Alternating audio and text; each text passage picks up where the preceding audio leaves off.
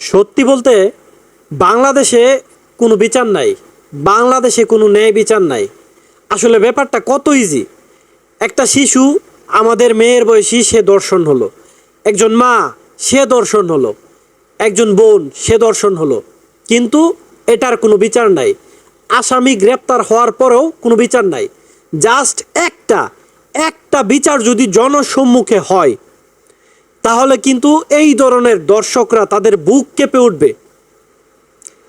যখন তারা অন্যায় কাজ করতে যাবে তাদের বুক কেঁপে উঠবে। কিন্তু আমাদের দেশে এই ধরনের কোনো বিচার ব্যবস্থা নাই। সামনে ঈদ, কুরবানির ঈদ। বাংলাদেশের জনগণরে, যারা রাষ্ট্রের দায়িত্বে আছে, যারা দেশের দায়িত্বে, তাদের উচিত, যারা বিচার বিভাগের দায়িত্বে, অন্ততপক্ষে এই দর্শকে যে রামিসার মতো একজন ছোট্ট শিশুকে রেহাই দেয়নি, রাষ্ট্রের কাছে এবং বিচার বিভাগের কাছে হাত জোর করে অনুরোধ করছি, অন্ততপক্ষে একজন দর্শকের বিচার, সুষ্ঠু বিচার করে তার ফাঁসি কার্যকর করুন।